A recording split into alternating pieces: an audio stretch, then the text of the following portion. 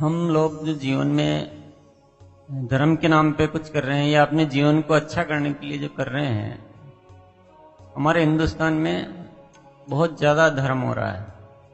जिस धर्म को ये पूजा पाठ और यात्राएं, तीर्थ स्थान, देवी देवता, रात्रि जागरण और कथाएं और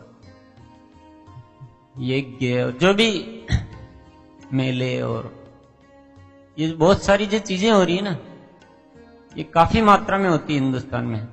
आप सब सहमत हैं? हर गली गली में, हर चौराहे पे कुछ न कुछ कार्यक्रम चलता रहता है। हम सब भी इन चीजों से बहुत गहरे से जुड़े हुए होंगे। हमारे आसपास भी बहुत कुछ चलता रहता है।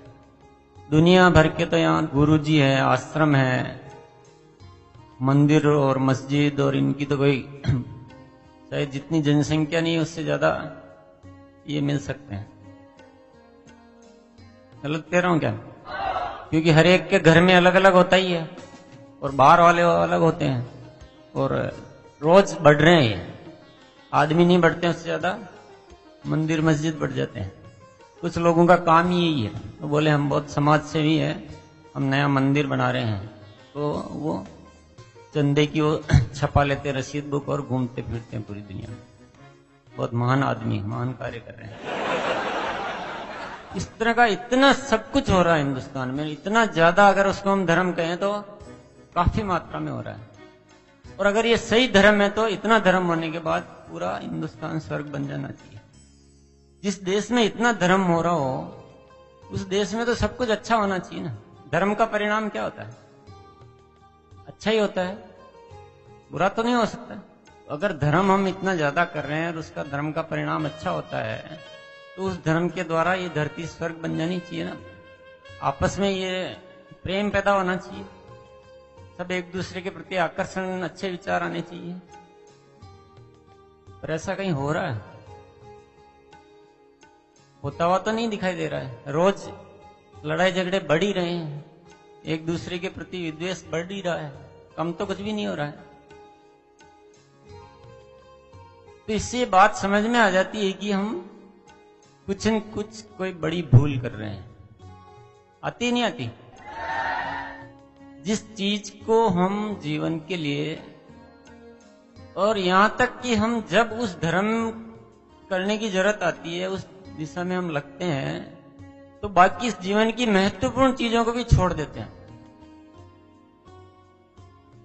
भाई आज तो हमारे पाठ है, कथा है, हमारे तो गुरुजी की कथा है, वहां जाना है। तो उसके लिए बोले आप किसी आदमी से जो वादा किया हुआ है, किसी का आपको पैसा चुकाना है, कोई आपका फर्ज है कारोबार को लेकर या और किसी को लेकर, वो सब छोड़ देंगे। कोई पैसा मांग रहा तो उसको भी कह देंगे आज तो मेरे कथा में जाना, कल आना। आप पैसा मांग रहा उसको चुकाना पहला आपका फर्ज है, कथा में जाना पहला फर्ज। तो हम नैतिक जिम्मेदारियों तक को भूल जाते हैं, लेकिन वो काम हमको लगता है कि हमारा जीवन का उद्धार तो वहां होना है। इस कदर इन चीजों में हम डूबे हुए हैं और उसका परिणाम कुछ भी ठीक नहीं हो रहा है। और सदियों सदियों से चल रही है ये बात, और इस कदर चल रही है कि पूरा देश, एक एक आदमी उसमें पूरी तरह से डूबा हुआ है।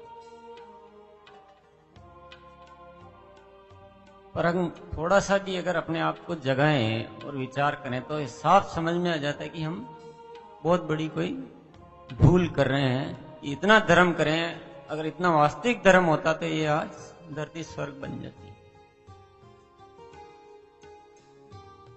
हम आडंबरों को धर्म समझ रहे हैं,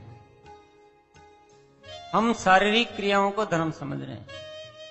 हम समझते हैं कि रोज ये इतनी पैदल यात्रा कर लेंगे, इतना त्याग तपस्या कर लेंगे, हम व्रत उपवास कर लेंगे, हम पूजा पाठ कर लेंगे, तो हमको इसके बदले में बहुत सारा परिणाम मिल जाएगा, हमारे दुख दर्द दूर हो जाएंगे। वहां भी हमारा लेन देन है, वो वास्तविक कोई मन का धर्म नहीं है। हम धर्म इसलिए करते हैं कि हमको वहां से कुछ न कुछ मिल जाए, इस हाथ दे और इस हाथ ले। सौदेबाजी है, मन में झांक कर देखो आप। कभी अपने निश्चल भाव से कि बस मेरा मन कर रहा है और इसलिए मैं ये कर रहा हूं, ऐसा होता है? पीछे हमेशा एक कैलकुलेशन चलती है कि मैं इतनी यात्रा करूंगा तो व्यापार धंधा ये चल जाएगा, बच्चा पास हो जाएगा, घर में जो बीमारियां हो दूर हो जाएगी, इसलिए ये सब काम करते हैं। ऐसे धर्म नहीं होता है। धर्म का मतलब समझना बहुत जरूरी है। जब तक उसका सही अर्थ नहीं समझेंगे, जब तक वो सही काम होगा नहीं।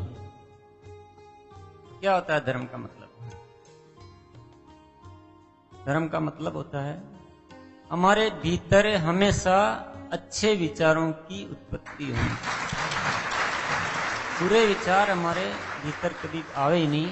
हम अंदर से भी किसी का बुरा नहीं सोचते। जब अकेले बैठे हो, कोई नहीं सुन रहा हो, तब भी हम अच्छे ही अच्छे विचार हमारे भीतर आए तो हम धार्मिक है।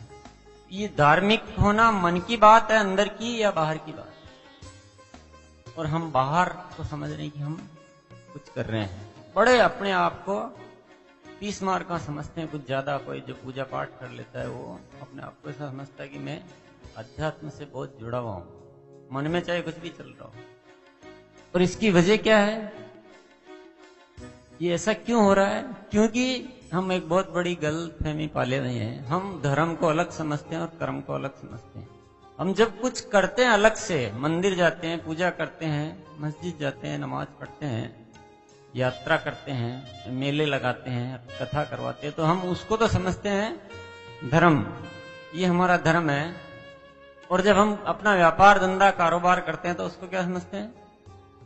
ये कर्म है, इससे तो धर्म पूरा होगा नहीं, हमको धर्म करने के लिए अलग से कुछ न कुछ करना है। ऐसा एक गलतफहमी हमने पाल रखी है।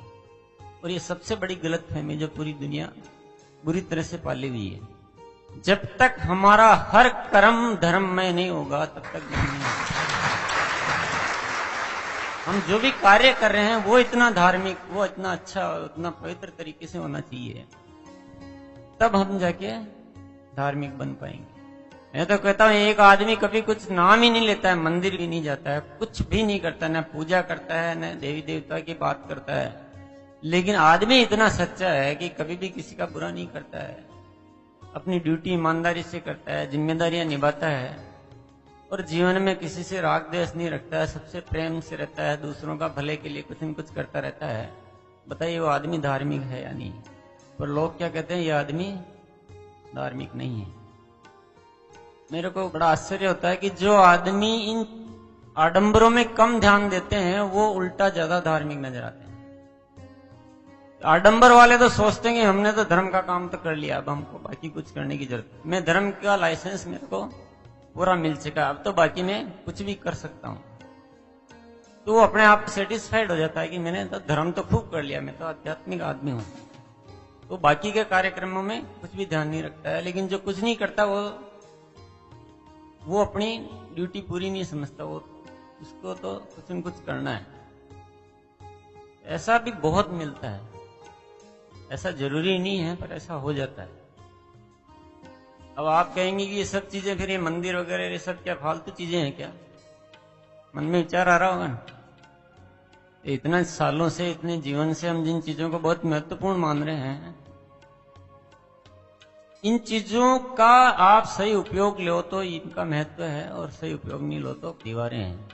यदि आपको वहां जाकर कोई ऐसा निश्चय करना है कि मैं आज यहाँ इसलिए आया हूं कि मेरे विचार पवित्र बने, तो मंदिर फायदेमंद है। और मंदिर जाकर भगवान के सामने कि हे भगवान, मैं आज तेरे द्वार पर कुछ मांगने आया हूं, मेरा आज दिन भर का व्यापार अच्छा चल जाए, मेरे बच्चे पास हो जाएं, ये बीमारी हो रही है दूर हो जाए, या आपके बार बार नमस्कार करता हूं, तुम बड़ा दयालु है, तो मेरी बात सुन लेगा। तो मेरे ख्याल से ये सब बेकार की ढकोसले है, क्योंकि वहां आप लालच से जा रहे हो। अपना कर्म करने की निश्चय करो, अपने को अच्छा बनाने की निश्चय करो। मंदिर एक ऐसा स्थान है जहां पवित्रता आती है, और वो पवित्रता आकर दिन भर मेरे जीवन में समाहित रह सकती है। वो मंदिर इसलिए बनाए गए। मंदिर वहां मांगने के लिए नहीं बनाए गए, भिखारियों के जैसे वहां भगवान के सामने मांगते रहे। हे भगवान, तू बड़ा दयालु है और मैं बड़ा नादान हूं, मैं तो अज्ञानी हूं, मेरे पापी हूं, मैं नीच हूं, मेरे को कुछ भी नहीं आता है, बस तू बड़ा दयालु है जो मेरा कल्याण कर देना। और मेरा ही कल्याण मत करना, मैं तेरी और पूजा करता हूँ, अर्चना करता हूँ, इस पूरे जगत का कल्याण कर देना, सब सुख शांति से भर देना इस जगत को। परमात्मा देखता है कि मैंने तेरे को इंसान बनाकर इस दुनिया में भेजा था कि इसमें कुछ कर्म कर, जिम्मेदारी ले और इस दुनिया को ठीक कर, इसलिए तेरे को धरती पर भेजा। तू फिर आके और मेरे को ये सारे काम अपने सौंप रहा है।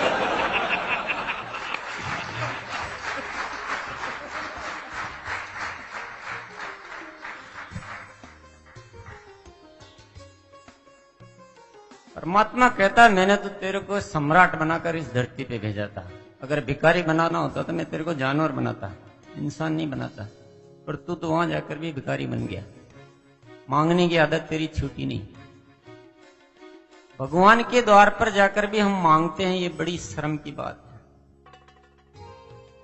कि हे भगवान मुझे ये दे दे, हे भगवान मेरा ये कर दे।